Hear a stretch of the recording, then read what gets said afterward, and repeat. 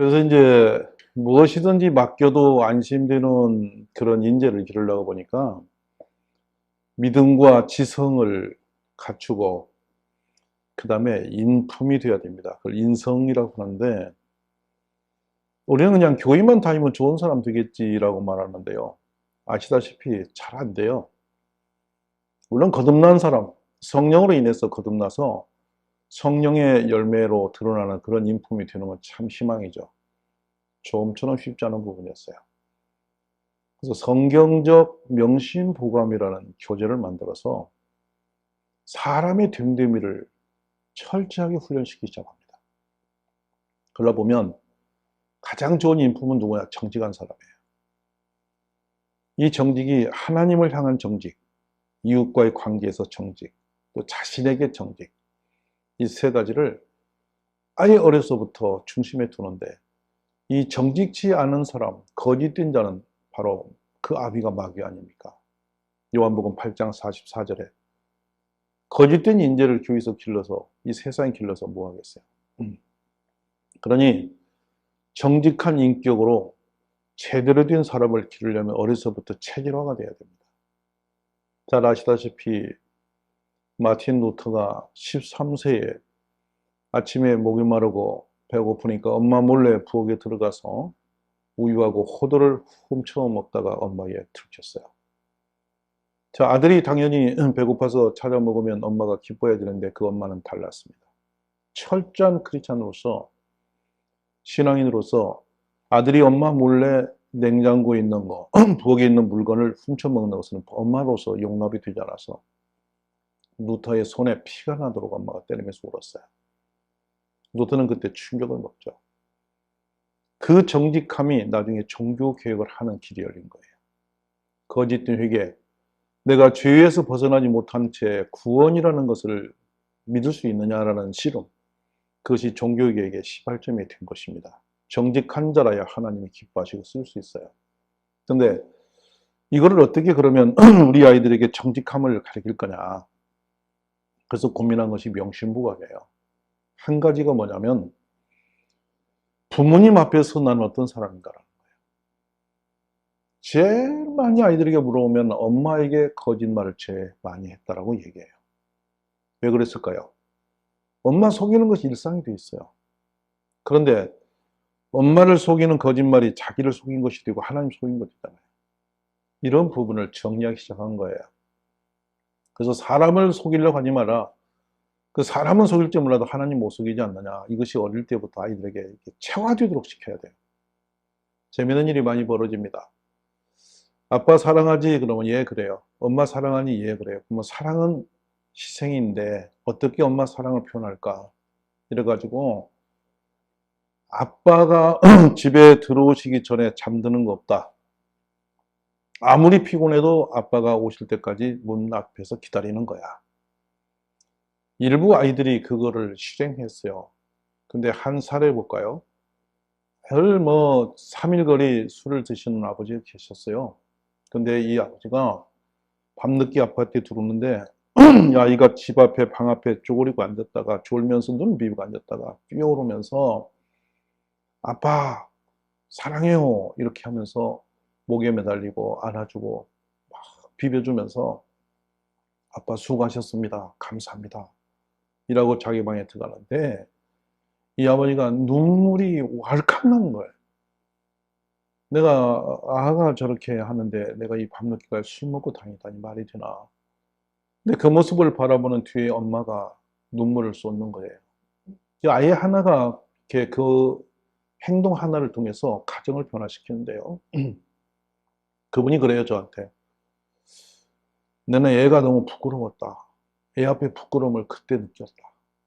너무 창피해서 내가 이거 아비 노릇도 못하는 못된 놈이구나. 이것을 스스로 자성하니까 얼마나 찔림이 되든지 그 후로는 정말로 집에 일찍 가지 않고는 견딜 수 없는 마음이 해만 지면 막 집에 빨리 가야지 이 마음이 들어서 지금은 8시를 넘지 않고 집에 온다 이거예요. 그러면 집에 가면 아이가 그 반기는 모습이 남다르니까 두 부부가 합의해서 여보 이 아이 하나 갖고 되겠나 이래가지고 내친 김에 애를 셋을 낳고 가정의 행복지수가 높아지는 거예요. 그러니까 우연히 교회학교 운동이 출산 운동까지 연결을 시키는 거예요. 깜짝 놀랐어요.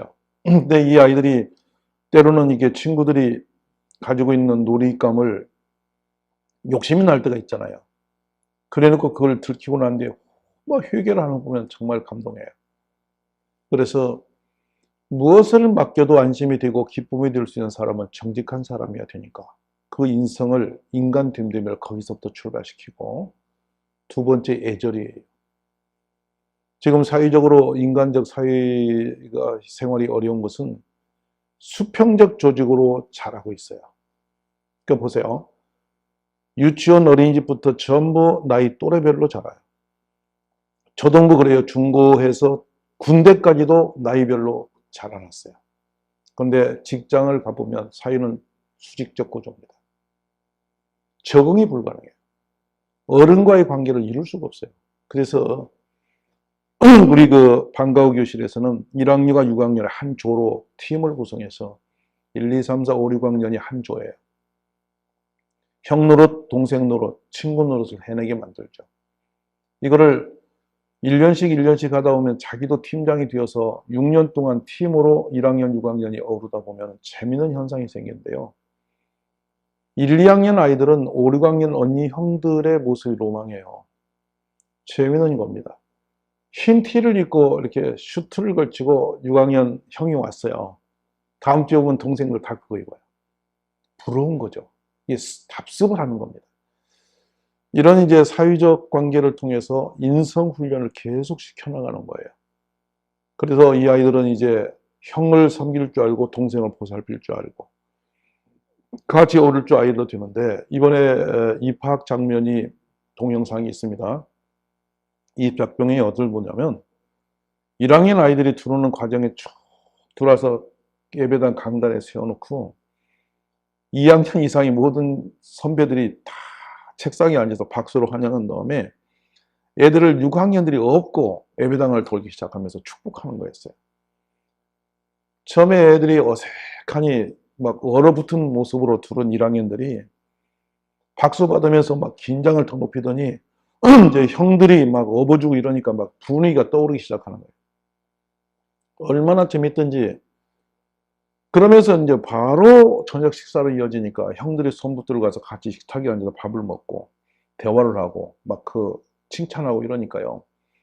이 인간 형성의 인성 훈련이 저절로 생활에 배워들기 시작하는 걸 보죠.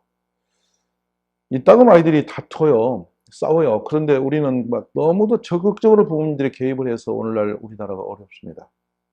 치명적이죠. 그런데 보십시오. 싸운 아이들끼리 서로가 그걸 푸는 방법을 몰랐기 때문에 그래요. 우리는 먼 발치에서 바라봅니다. 울면은 그냥 이렇게 지켜보고 있죠. 그럼 어른이 지켜본 가운데서 그 아이를 울린 아이도 미안하고 우는 아이도 미안하고 서로가 교제하는데 조금 있으면요. 제3인, 4인, 5인들이 들어와요. 옆에 있는 친구나 형들이 달려들어서 그걸 서로 묻고 조화를 하면서 그걸 중개를 해가지고 서로 화해를 시키는 장면을 보게 되죠. 이게 사회생활 아니겠어요?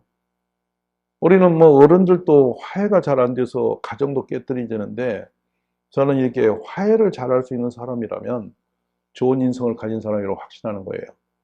자, 이렇게 이제 인성 훈련이 한편에서 잘 자라고 있으니까 신바람 나는 방과후 돌봄센터가 된 거예요. 이게 이렇게 이제 모여지다 보니 점점 이제 덩치가 커졌습니다. 그러니까 전 학년이 골고루 몇십 명씩 모여서 보통 뭐 우리 오후에 교회 와보면 현재는 그렇게 점점 자라서 24년쯤 됐어요, 이 돌봄이. 근데 현재는 한 500여 명의 아이들이 매일 교회 마당에서 크고 있단 말이죠. 그러니까 이웃 아이들의 돌봄이 섬김을 통해서 주일학교 부흥이 되니까, 자, 이제 여기서 한 가지 우리가 눈을 번쩍 뜰 게 있어요. 아이들 하나가 들어오면 양가 부모님이 계시잖아요. 근데 이 아이들을 거기서 멈추지 않고 예배당에 예배 중심 무대로 올렸습니다, 제가. 그러니까 이것이 바로 온가족 예배인데요. 우리 한국의 주일학교가 힘을 잃은 것이 언제냐면 아무도 그 말하지 않는데 98년도가 정점을 칩니다. 왜 그러냐? 90년도부터 드디어 국가는 아이를 돌봐야 된다는 생각을 굳히면서 어린이집이라는 걸 만들었어요. 95년도 6년, 7, 8년 뭐 했냐. 김영삼 정부에서 IMF 때 종교법인 시설을 활용해서 어린이를 돌보게 하자 그래서 어린이집을 종교법인에 위탁 작업을 했어요. 근데 저는 그때 개척할 때이지만 목사님들이 뭐라고 말씀하냐면 국가 통제를 받으면 성경 말씀을 자유롭게 가르칠 수 없다고, 못하겠다고 이렇게 해서 많은 교회가 유명했죠. 근데 그때 이 어린이들 이 사역에 집중한 하나의 종교가 있어요. 그게 원불교였어요. 전국 군 단위에 아이들을 가르치는 유치원을 유치했죠. 놀라운 일이 벌어졌습니다. 원불교가 얼마나 커진지 통계를 한번 들여다보십시오. 근데 그때 교회 목사님들은 무슨 생각을 가졌느냐. 월 30만 원 정도 평균 받았을 거예요. 선교원 붙들고 있었습니다. 근데 국가가 무료로 돌봐주는 어린이집이 옆에 있는데 선교원을 보낼 부모가 있었냐 이 말이죠. 그래서 95년, 96년, 97년, 8년도 가면서 우리나라의 선교원이 완전히 정리가 됐습니다. 이제 그리고 2000년에 들어가면서는 교회 어린아이가 없었어요. 그대로 어린아이를 돌아올 길이 없이 지금까지 달려왔어요. 그러다 보니 전국의 76% 가까운 교회가 주일학교 소멸을 맞았다는 얘기예요. 자, 그러면 지금 제가 말씀드린 이 방과후 돌봄이 얼마나 중요한 그 복음의 통로인지를 이제 깨달으시게 될 거예요. 둘째로 예배가 어른 중심으로만 돌아가는데 주일학교를 세분화시켰습니다. 자, 영아부터 유아, 유치, 초등, 중등, 고, 대, 청년부까지 쭉 다 나눠놓고 거기에 교역자들을 파송해서 관리를 하시는데 우리 부교역자들이 그 아이들을 2, 3년씩 돌려서 계속 만나고 떠나보내는 거예요. 그리고 뭐 정말 저도 그걸 해왔던 사람이지만 중등 입학식 하고 또 졸업식 하고 교회에서 그렇게 해서 얘들을 계속 떠나보냈는데요. 제가 대학 캠퍼스 사역을 몇 년 했어요. 대학교에서 만나는 아이들은 옛날에 기독교인이었고 우리 엄마가 권사고 집사인데 이런 말 많이 해요. 근데 교회 안 다녀요. 그것을 가나안 성도라고 말하죠. 해외 선교사는 세계 2위로 파송한 국가인데 우리 집에 자녀도 지켜내지 못한 교회예요. 한국 교회가. 얼마나 가슴 아픈 일입니까? 그래서 이런 아이들을 산산조각낸 주일학교를 제가 통폐합시켜서 온 가족 예배로 바꿨죠. 그럼 목사님들이 제일 궁금한 게 있어요. 아, 목사님 그러면 뭐 설교를 애들에 맞춰야 돼요? 어른에 맞춰야 돼요? 이렇게 저한테 질문을 해요. 100% 이렇게 질문해요. 아닙니다. 그냥 저는 어른을 상대로 알아서 설교해요. 편하게. 근데 아이들이 듣습니다. 어른은요, 듣는 것 같은데 안 듣고요. 애들은 안 듣는 것 같은데 듣고 있더라고요. 그래서 거기다 한 발 더 갔죠. 애들에게 공책 쓰기로 했어요. 이게 이제 설교 노트 쓰기인데, 우리 아이들이 목사님의 설교를 그대로 받아쓰기 합니다. 그래 끝에 가서 1, 2, 3, 4, 5, 6에서 큐티 제목, 오늘 설교 중에서 나는 이 말씀을 이렇게 들었다. 근데 이걸 가지고 어떻게 살까?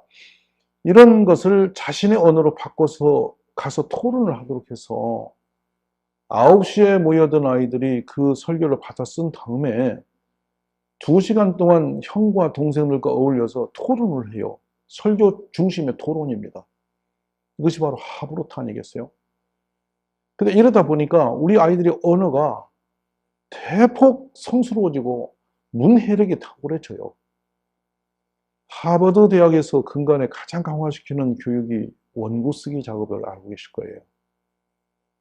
적은 언어인데 가장 정확한 메시지를 설득력 있게 만들어내는 사람이 지도자의 자격이 있다는 거예요. 우리 애기들이요.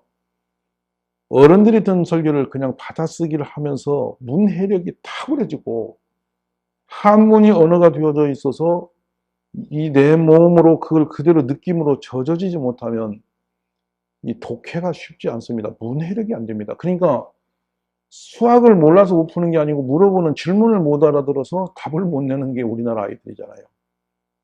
그러므로 이 성경을 통해서 나오는 설교의 언어는 최고급 언어 아니에요?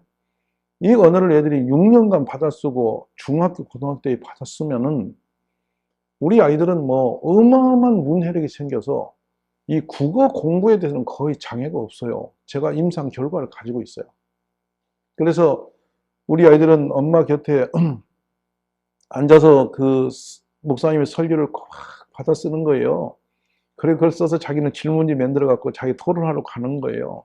가서 막 손들고 저도 할 말 있다고 막 형하고 따지고 막 이거 듣고 나누고 하는 거 보면 막 이게 뭐 이건 뭐 저는 그 장면을 지금 말씀드리면 흥분이 돼요, 애들이. 얼마나 멋있는지 모릅니다. 바로 성경 말씀을, 설교 말씀을 공책에 받아 쓰고 그걸 토론으로 자기 언어로 바꿔 쓰는 아이들은요, 언어 자체가 놀라는데 2년 전에 우리 4학년 된 아이를 데리고 호주로 여름 방학 때 여행을 간 가족이 있습니다. 그분이 그래요. 호주에 있는 엄마나 아빠들이 한결같이 얘는 뭐 어떻게 공부를 시켰기에 이렇게 언어가 어른스럽고 성숙하고 탁월하냐고 묻더라는 거예요. 특별히 다른 거 한 게 없거든요. 책을 많이 그렇게 읽힌 것도 아닌데 그 많은 설교 속에서 몸으로 젖어드는 아이들의 그 표현력 자체가 탁월해진 거예요. 제가 이렇게 이제 예배를 아이들 중심으로 가정예배로 바꾼 다음에 그 예배의 리더를 아이들로 막 하죠. 그게 뭐냐면 그 오픈 찬양을 아이들이 하게 합니다. 그럼 아이들은요, 이 찬양을 어른들하고 달라요. 자기 목소리 내보려고 온 힘을 다해서 목에 핏대를 세우면서 막 찬양을 해 올리죠. 그 부분이 예배를 살리고 우리 아이가 앞에서 찬양을 인도할 때 부모님 얼마나 은혜 받아요. 정말 놀라운 은혜를 받죠. 그러고 나서 그날 설교 말씀을 성경을 우리 아이들이 암기를 해서 6살짜리들이 나와서 해요. 지난주에도 우리 아이가 혀가 잘 안 돌아가는데 그걸 외워가지고 하는데 그 발음이 제대로 안 되는 그 모습을 서로 하는 게 얼마나 예쁜지 모르죠.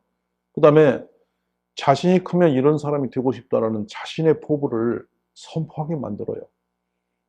우리나라에 세브란스 또 연세대학을 세우고 쇠문안 교회를 세웠던 언더우드 선교사 기억하실 거예요.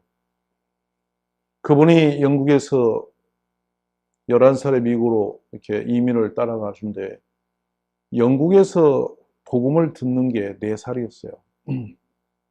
기록을 보면 4살 때 인도 선교사님이 오셔서 인도의 어둠의 영이 가득한 곳에 주의 복음을 들을 사자가 필요하다. 선교적인 메시지를 전한 걸 4살짜리가 가슴에 품습니다. 그리고 미국에 유학을 가서 아주 이민을 가서 가난한 가운데 그 부모님이 너무 가난하고 어려웠음에도 불구하고 그는 믿음의 사람이 되어서 나중에 신학을 하고 일본의 통치사로 있던 이수정 씨가 그 미국에 보낸 선교 잡지에 조선의 2,500만의 복음 없이 죽어가는 불쌍한 영혼들을 살려달라는 메시지 보고 가슴에 뜨거움을 느끼고 이 땅으로 온 거 아니겠습니까? 그래서 이 조선에 와서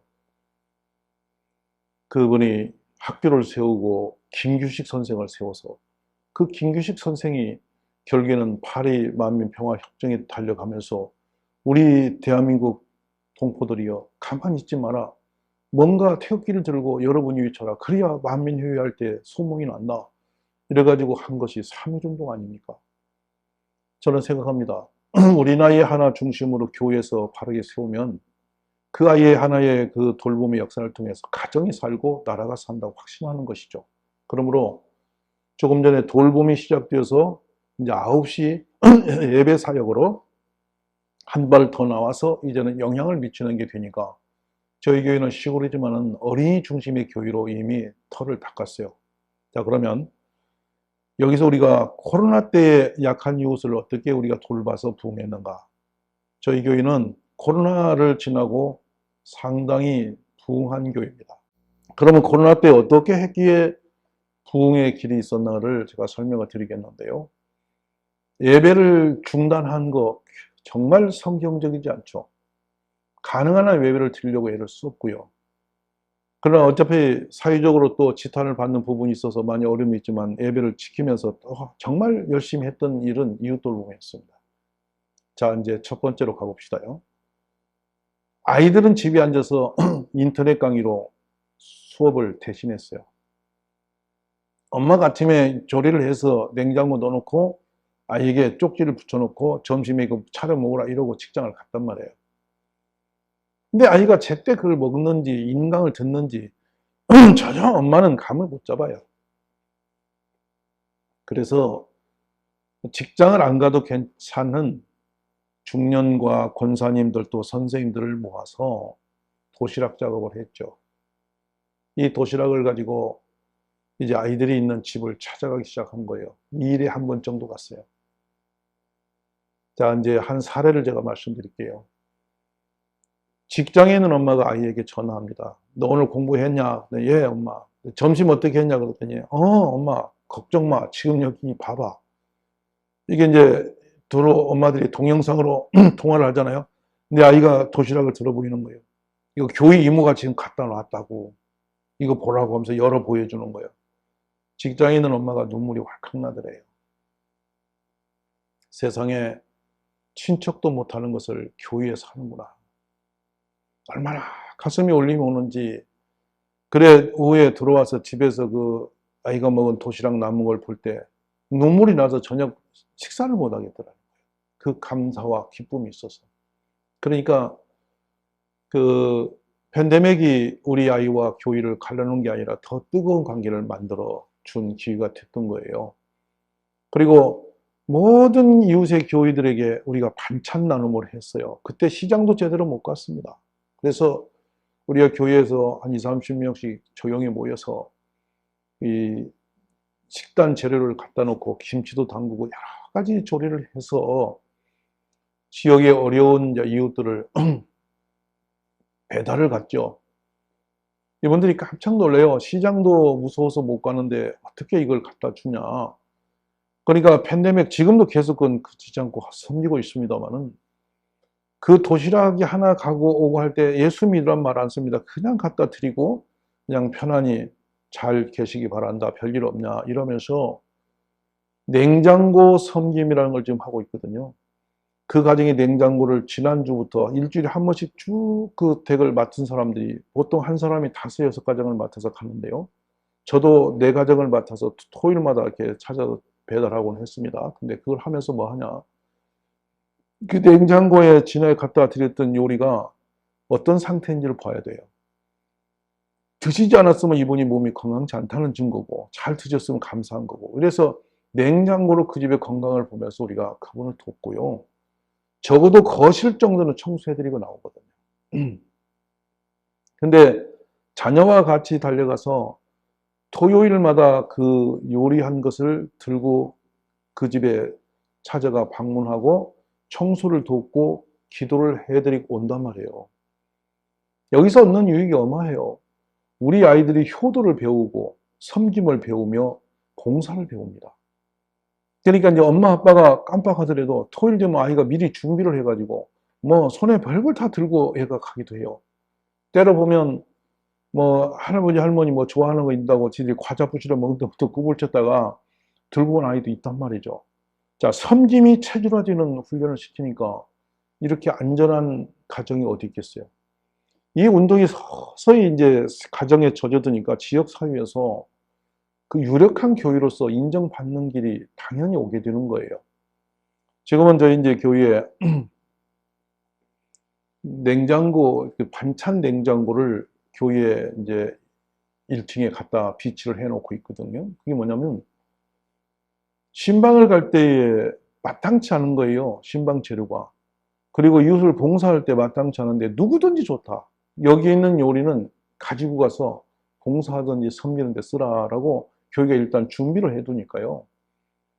편안하게 그 음식들을 들고 신방도 가고 병원도 찾아가고 동네 전도도 하게 되는 것이죠. 저는 이 사역을 전국 교회에도 적극적으로 권하고 싶은 사역이에요. 냉장고 하나가 지역 사회를 감동을 주는 것이죠. 그러니까 종종 도심에 있는 자녀들에게 전화 위로를 제가 칭찬을 받는 전화가 오곤 하거든요. 이건 뭐냐면, 아이고, 내가 바빠서 못 갔는데 우리 어머니 늘 이야기한다 이거요. 토요일마다 맛있는 요리를 갖다 이렇게 놓고 가시는데 얼마나 고맙냐. 막 그 소식 들을 때마다 교회에 미안해서 막 제가 아주 뭐 고마워서 어찌 할 수가 없어요. 이런 말을 한단 말이죠. 이것이 복음입니다. 그러니까 이제 어르신들 약한 분들 지역사회에 돌보죠. 또 우리의 약한 성도를 돌보죠. 그러니까 낙심자라는 이름으로 우리가 조금 멀어지는 성도들은 계속 섬기면 다시 회복돼서 오고 회복돼서 오고 그러다 보니까 교회가 부흥할 수 있는 전략이 섬김을 통해서 일어나고 있음을 말씀을 드리는 것입니다. 그래서 이제 이 섬김들이 우리 주님이 향하듯이 항상 제가 우리 교회 표제는 낮은 곳에서 낮은 곳을 바라옵니다. 이 주제로 저희 교회를 제가 섬기고 있는데 예수님이 향했던 가장 낮은 곳을 항상 바라보면 할 일이 보여요. 우리 마을에서 뭐가 있을까 이거 챙기게 돼요. 그러니까 저도 시골에 있으니까요. 시골의 애경사를 이렇게 챙기되 예를 들어서 한 사례만 말씀드리면 이래요. 장례가 날 때 기왕에 그 조문을 가면 언제 가는 게 가장 감동일까요? 저는 이것도 전략적으로 합니다. 저희 성도님들의 가정에 상을 당하면 유해가 병원 그 장례식장에 도착하기 전에 제일 먼저 장로님, 전에는 저가, 지금은 장로님이 수석 장로님이 가서 그 장례식장에서 기다렸다가 이 유해를 안치하고 행정을 모두게 샅샅이 살펴서 지원을 해드려요. 그리고 장례 예배만 저희가 7번 드려요. 그러면 그 가정과 그 이웃들이 그대로 교회에 대한 노가짐이 있습니다. 그러니까 섬김이라는 것은 결국에 교회의 축복이죠. 때로 너무 썰렁한 예배가 있는데 그러지 말자는 것이죠. 그래서 우리가 이렇게 한 발 더 들어가면 이 섬김이 지역 작은 교회에 울림이 되고 영향이 되는데요. 마을에 어떤 장례가 나면 저는 주로 그 새벽기도 시간에 6시 반이나 7시 전에 찾아뵈요. 그리고 밤에 11시에 반드시 찾아뵙습니다. 한 2번 가죠. 가는데 놀라운 거는 첫 좁은 계획이에요. 안 잊혀지시는 거예요. 그리고 마지막 좁은 계획이에요. 기억이 오래 남는 거예요. 자, 이것이 바로 전도 방법이고 부흥 전략이에요. 그러니까 우리가 이웃을 돌보며 상생하는 목회라는 것은 섬김의 핵심이 있으면 된다고 생각합니다. 근데 이 일을 중간에 얼마만큼 하다가 말지 말자 이거예요. 저는 끝까지 가자. 우리가 살아있는 동안, 교회가 있는 동안은 이 프로그램이나 이 섬김은 끝까지 가자. 중간에 멈추지 말자. 하고 지속적으로 이 일을 감당해 내는 것입니다. 또 이 섬김에 대해서 제가 추억처럼 드리는 말씀을 좀 참고하십시오. 곰파스 태풍이 났을 때 저희 교회에서 했던 일이었습니다. 막 과일이 털어지고 벼들이 쓰러지고 이랬어요. 근데 시에서 자원봉사자가 없어서 무척 애를 먹었죠. 또 태안에 그때 기름 탱크가 쏟아져서 배가 전복하는 바람에 막 그 어민들이 막 초토화가 됐었어요. 근데 그때에 우리도 동원했지만 이웃 주민도 동원해서 같이 그 모든 그 장비를 갖추고 옷을 입고 간식을 도시락을 싸주고 찾아가서 그것들을 돕기 시작했죠. 참 감동이었어요. 그때 쓰러진 별을 제가 4일째 이렇게 추스려서 묶어서 세워놓고 보니까요. 제 얼굴이 퉁퉁 붓더라고요. 손이 아침에 쥐어지질 않아요. 농민들이 얼마나 힘들었겠어요.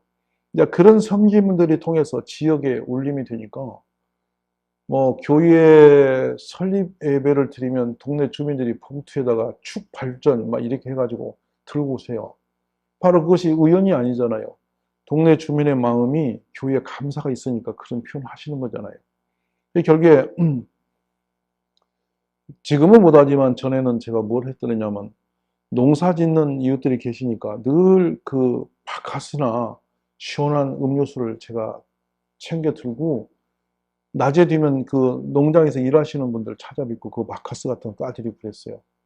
그러면 그게 아무것도 아닌데요. 막 할머니들은 손 잡아주고 막 감사하고 막 이렇게 하면서 저희 마을에 122세대가 있었어요. 당시에.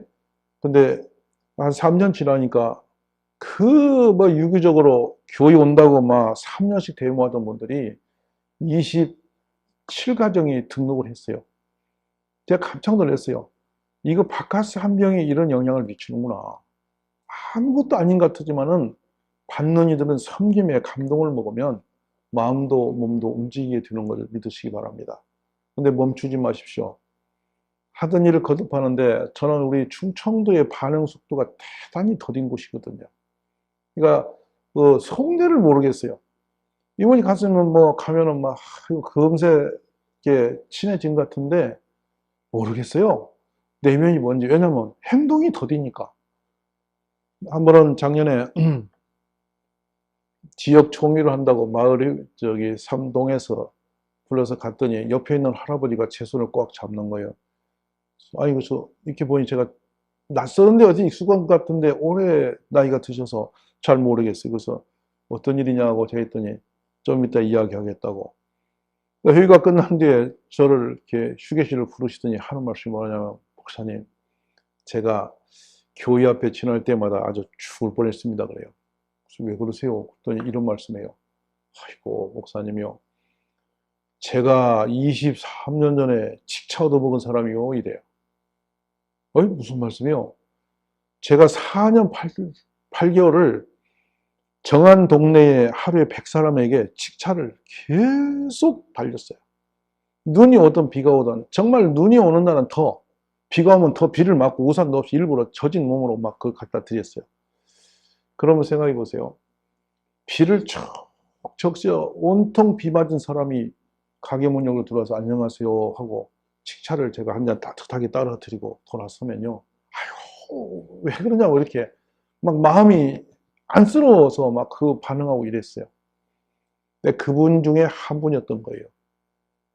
그래서 제가 그러냐고 그랬더니 네 근데 그동안 왜 교회를 못 갔는지 아냐고 그래요. 그래서 왜 그러셨어요? 그랬더니 이리 말씀해요. 제가 말이죠. 그 당시 초등학교도 못 나온 사람이었습니다. 그러세요.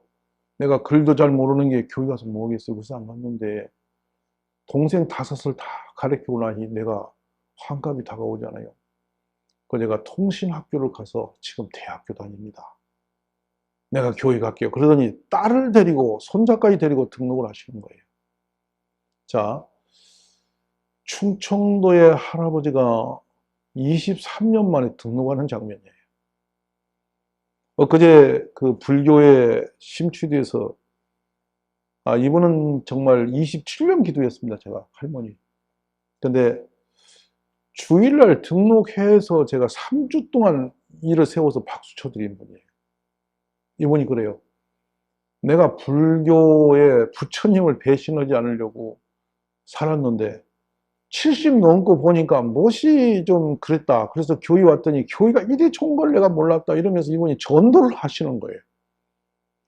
우리가 이 지역사회의 봉사나 섬기는 것은요, 이리적으로 뭐 파티하듯이 1년에 한두 번 아니라요. 매일 전 교인이 생활화되어서 그 사역을 해가시면은 기적적인 역사가 있으리라고 확신합니다. 그러면 이제 저희 교회 존재가 지금 했던 일들을 제가 쭉 정리해 드릴게요. 돌봄이라는 것은 우리가 무엇을 얻어내고자 하는 목적이 아니었어요.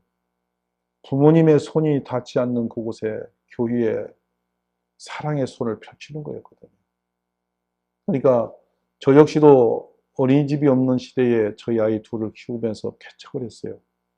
4살, 이제 8살 먹은 아이를 데리고 개척해서 제가 전도를 다니다 밤 8시, 9시가 되는데 애들을 관리할 수가 없었습니다. 그러다 보니까 두 아이를 집에 가둬두듯이 놓아두고 돌아다 오면 한밤에 와 있으면 쓰러져 자는데 이 큰 아이가 이렇게 달걀 프라이를 하고 지가 밥도 못하는 아이가 이렇게 그걸 가지고 이렇게 데펴서 동생을 먹으면 이 밥풀이 온 얼굴에 붙어있는 4살 아이가 꼬꾸라져 자는데 그 모습이 그냥 자는 게 아니라 울다가 자니까 훌쩍훌쩍 그러면서 자고 있는 모습을 볼 때 참 마음이 아팠습니다.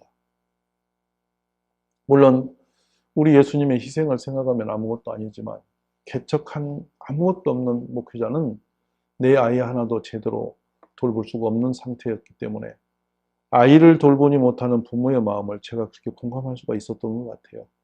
그래서 아이들의 식탁에 먹는 거 하나까지, 책가방 들고 다니는 거 내면의 하나까지도, 그 아이들이 또 얼굴이 어두우면 왜 힘든지까지도 세부적으로 사랑으로 눈으로 보면요, 보여요.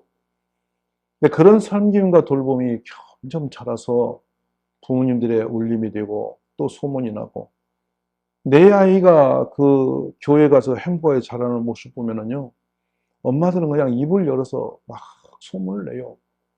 몇 해 전에는 그 복지부에서 근무하는 그 자매가 공무원인데 남편은 경찰서 계시고 자기는 이제 복지부서에서 일을 하다 보니까 너무 시간이 쪼들려서 늦게까지 집에 못 가는데 애가 셋이라는 거예요.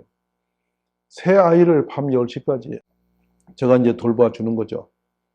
그러니까 나중에 자기가 그래요. 이거 보답을 할 길이 없어서 전도하고 있다고. 그러더니 여러 가족을 전도해 오는 거예요. 지금 저희 집에는 4살 박이 아이가 자라고 있습니다. 그 아이는 20살 박이 젊은 대학생이 그 아이를 출산하고 남자는 떠났고 아이를 하나 돌보다 보니까 의지 없이 애를 데리고 있는 거예요. 근데 자신은 지금 2텀을 사역을 하다 보니까 밤 10시 전에는 집에 올 수가 없대요. 누구도 애를 못 돌봐준다 이거예요. 그래서 그 딸아이라 해서 저희가 걔를 저희 집에 데려오는데 5시 되면 어린이집이 끝나요, 걔는. 그래서 데려오면 제가 10시까지 데리고 있죠. 제가 돌아다니니까 저희 이제 집에 사모가 그 애를 돌보는데 처음에 이 아이가 낯선 곳에 와서 그 당황하는 얼굴이 제가 지금도 그려져요. 참 마음이 아팠어요. 그래서 안아주고 사랑하고 대화해주고 노래 불러주고 같이 막 놀아주고 이러니까 친해지는데요. 조금 지나니까 한 2주 지난 내 아이가 그래요. 제가 이렇게 코트를 입고 나가려고 그러니까 장갑을 들고 뒤오면서 보라고, 목사님 보라고 그래서 뭐냐 봤더니 저보고 장갑을 끼고 가라고 그래요. 참 제가 그 아이 끌어안고 많이 울었어요. 사람이란 사랑은 그런 거예요. 우리들이 어려운 이웃에게 내 마음 하나 전하면 거기서 기적이 일어납니다. 저는 목회를 정리하면서 이렇게 생각을 해요. 설교하고 예배를 이끌어가는 목회는 당연히 할 일이에요. 그러나 그거는 짧은 시간입니다. 남은 시간은 적어도 우리 몸에 녹아지도록 그리스도의 향기로서 섬김의 일을 멈추지 말자. 그래서 노동도 가서 하고 또 때로는 어려운 이웃의 노동판에 가서 같이 작업도 하고 막 그래서 돌아오면 그런 것도 참 많이 했어요. 시골 할머니들이 그 상치나 야채를 갖고서 그 시장에 내다 팔려고 꾸러미를 가지고 가신단 말이죠. 그러면 제가 보통 오후 한 3시쯤 마을에 나가면 그걸 들고 계시는 할머니들이 버스 타러 가세요. 저희는 버스가 가까이 없거든요, 시골이랑. 그러면 제가 그걸 교회차에다가 다 받아 싣고 쪽지 붙여서 농협 공판장에 갖다 드리기도 하고요. 시장에 가서 같이 팔기도 해요.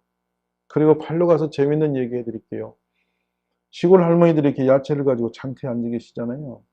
그러면 장터에 떨이를 제가 해요. 그분들이 막차가 8시경이 있으니까 막 6시쯤 가면 마음이 조급해 계셔서 저녁 식탁이 끝나면 이제 사가는 주부가 발길이 끊기면 막 그걸 어쩔 줄 몰라서요. 그러면 막 싸게 팔려고 애를 쓰시는데 제가 가면 그냥 그 제값을 주고 다 사드리거든요. 그럼 할머니들이 그렇게 고마워해요. 그러면 그걸 가지고 와서 저는 또 그걸 요리를 하죠. 김치를 담그고 재료를 만들어서 그걸 또 배달을 가게 하고 그 전도 도구죠. 그때 한 번 할머니가 뭐라고 하냐면 저보고 목사님 좀 잠깐 오래요. 그래서 왜 그러세요? 그랬더니 이거 우리 며느리 전화번호인데 저기 현대 아파트 산다고 내가 했다고는 말고 가는 꼭 교회 가야 하는데 난 늙었으니 교회 가도 별로 도움이 안 돼. 우리 며느리 데려가세요 하고 당신이 이렇게 다 구슬려 놓을 테니까 찾아가래요. 그래서 제가 이제 그 쪽지를 가지고 아파트를 간 거 아니에요. 그러면서 할머니가 저한테 그러네요. 이거는 평생 비밀이에요. 그러는 거예요. 제가 이제 할머니 그 비밀을 가지고 가는 겁니다. 가서 놓고는 했더니 젊은 주부가 나와요. 근데 그 정보를 다 가지고 제가 갔으니까 이해하기가 쉽잖아요. 그래서 이런저런 얘기를 하면서 교육을 했더니, 그전에도 제가 주변에서 그 이야기를 많이 들어서 교회 가라는데 참 저는 교회가 너무 낯설어서 어색해서 못 간다. 막 이렇게 하는 거예요. 그렇구나. 우리 교회는 그래 다 그렇게 모르는 사람이 와서 있으니까 와도 오면 똑같은 분 많아. 한 번만 와봐봐. 제가 이래서 왔는데 지금 그분이 권사예요. 그러니까 이 밖으로 가서 우리가 작은 거 섬긴 것이 기적처럼 열매를 그렇게 맺습니다. 늦은 밤에 간증처럼 말씀을 드리겠습니다만은 눈보라가 팍 치는 밤인데 제가 그날 직차 100명을 다 전달 못하고 눈보라가 너무 쳐서 겨우겨우 골목을 돌아서 이렇게 나오는데요. 그 빌라촌에 작은 포장마차에 불빛이 보여요. 그래 갔는데 거기에 과일 가게였습니다. 젊은 아주머니가 애를 등에 넣고 발을 동동거리면서 그 포장마차에서 과일을 이렇게 차려놓고 파는 거예요. 참 다 팔아도 얼마 되지도 않을 것 같은데 그걸 지켜서 그러고 서 있는 모습이 왜 그렇게 마음이 아팠는지 몰라요. 꼭 제 모습 아픔을 보는 것 같아서 제가 아주머니 그 수박이 얼마요? 그랬더니 이렇게 보니까 25,000원 있어요. 제가 참 가난한 시절입니다. 한 달 살에 20만 원도 제가 받을 수 없어서 그렇게 사는 때인데 그 수박이 저한테는 무지하게 비싼 수박이에요. 그래서 이제 그 수박을 달라고 그랬는데 제가 수박을 먹고 싶어서 필요해서 그걸 가져가고 싶어서 한 것이 아니라 그분을 도울 방법이 없어서 그렇게 한 거예요. 그리고 제가 쟁반 좀 줘 보실래요? 쟁반을 주는데 왜 그러세요? 그래서 칼도 좀 줘보라고. 그래서 제가 나름대로 그 큰 그 수박을 병반에 넣고 뚝 쪼개니까 아주머니 깜짝 놀라서 아니 아저씨 왜 그러세요? 그래서 제가 그 수박을 뽀개드리면서 아주머니 사실은 내가 저 산속의 개척한 목사인데 참 내가 가난한 사람이다. 아주머니 볼 때 내가 마음이 갑자기 너무 아팠어. 근데 봐봐. 과일은 팔지만 아주머니 제대로 된 과일 못 먹잖아. 오늘 밤에 내가 마음이야. 이거 드셔. 하고 제 뽀개했더니 이 아주머니가요. 갑자기 수박을 보더니 흐느끼는 거예요.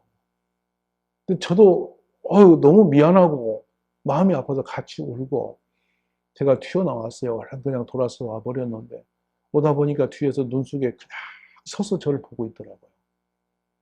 그 후로 제가 그 골망을 가면 이 아주머니가 이렇게 검은 봉다리다가 고구마도 담고 뭣도 담아서 막 저를 부르는 거예요. 그거 왜 그러냐면 이거 가져가라고. 제가 그걸 받아올 수는 없지만요. 그분의 그 마음이 저와 공유가 되면서 어떤 일이 벌어지냐. 그 동네에 누가 이사를 오면은 이분이 저한테 연락이 오는 거예요. 목사님, 여기 보니까 저 집 예수 믿는 것 같은데요. 이사 와요. 저분 사람 저렇게 보니까 누구 어떤 사람이 이사 왔어요. 이렇게 해서 그분이 전도를 하고 저를 이렇게 가이드해서 교회에 사람을 붙이는 거라는 거예요. 적어도 지금도 그 가정을 생각하면 이게 목이 제가 좀 그렇습니다만은 그분의 그 애틋한 마음이 몇 해 동안 그걸 하셨습니다. 훗날에는 이렇게 야채 가게를 열어서 조금 성장을 하셨는데 그때 제가 갔어요. 이제 교회 나오셔가지고 그랬더니 이분이 여기 가까운 교회에 등록하셨다는 거예요. 그래서 왜 그러냐 그랬더니 거리도 있고 미안해서 우리 동일교회 가는 건 참 멀고 자기는 자동차도 타고 다닐 수 없고 운전이 안 된다 그러면서 미안해서 여기서 이렇게 했다고 그러는데 저는 그 공심이 되거든요. 근데 그분은 저 교회 가면서도 전도는 저희 기도를 해요. 지금 무슨 말씀을 제가 오늘 드리고 있냐면 이 사랑과 섬김은 낮은 자의 마음으로 들어가면 눈에 그때 보여요. 관심이 없으면 안 보입니다. 그러니까 조금 전에 쭉 제가 설명드리고서 오늘 사례만 쭉 설명을 드린 것은 실제적으로 시골에서 아마 120세대쯤 되는 그 시골 마을에서 제가 목회를 돌파하기 위해서 얼마나 그 바닥을 헤맸는지를 아마 공감하실 수 있을 거예요. 그러나 꾸준히 계속 낮은 길을 걸어가면 반드시 하나님께서는 열매를 맺게 하시고 이루하실 겁니다. 오늘 주로 제 마음은 농어촌에서 어려운 사역을 하고 계시는 우리 동역자들에게 좀 도움이 될까 싶어서 이 말씀을 쭉 제 사례를 말씀드렸습니다. 부디 행복한 목회, 참 기쁨 있는 목회 하시기를 간절히 바라겠습니다. 감사합니다. 오늘 이렇게 전해진 말씀이 전국에 있는 우리 횃불 회원들의 교회와 가정에 조금이라도 유익이도 도움이 되는 역사 있기를 원합니다. 상황과 형편이 너무 다르기 때문에 나는 아니라 할 수 있지만 거기에 맞는 사역들을 깨달아 알게 하셔서 열매 맺고 부흥하는 기쁨을 누리는 우리 온 가족이 되도록 복을 주시옵소서. 감사하고 예수님의 이름으로 기도 올리옵나이다. 아멘.